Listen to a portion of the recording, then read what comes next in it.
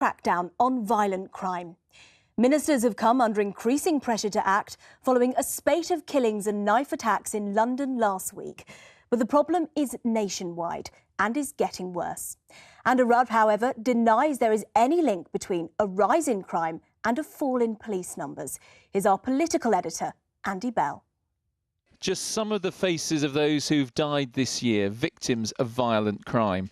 The figures show that's increasing and the government's under pressure to do something about it. Hi guys.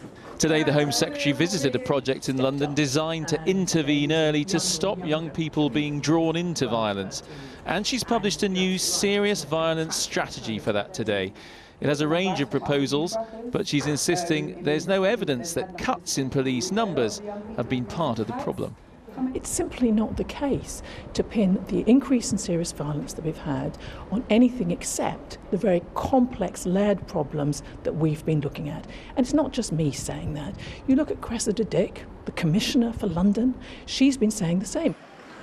But the Metropolitan Police Commissioner did put an extra 300 officers on the streets of London over the weekend. And a Home Office document leaked today says a cut in police numbers has likely contributed to the rise in violent crime. Since 2010, police numbers in England and Wales have gone down by about 20,000. Now, in the same period, initially, serious violent crime went down involving knives, guns and homicides. But in the last 3 or 4 years, it's been going up again. In the case of knives by 36%, in the case of firearms by 31%, and when it comes to homicides, that's up 18%.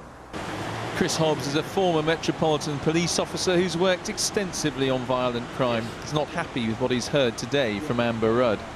I think the Home Secretary's attitude to police numbers is frankly ridiculous. It clearly has had an impact. It's had an impact in terms of policing the sort of areas where the gangs congregate, where the gangs control. Neighbourhood policing teams, community policing teams have suffered incredibly because of these cuts.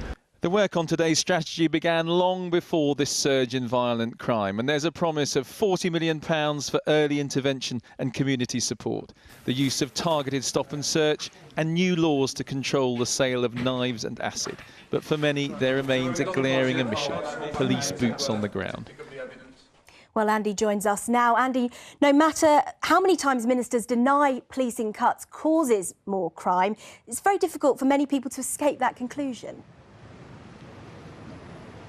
Yes, I think so, Catherine, particularly when you have that Home Office document which talks about the cuts in police numbers having likely contributed to a rise in violent crime, and this whole controversy about police numbers really hardly getting a mention in this strategy that's published today, 112 pages of it, then it does add to the controversy. Now, the government all day has been saying, look, the rise in violent crime is much more complicated than police numbers.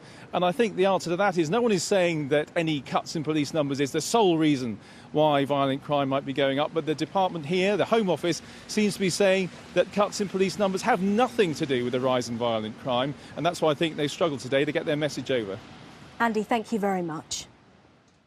And we'll have more on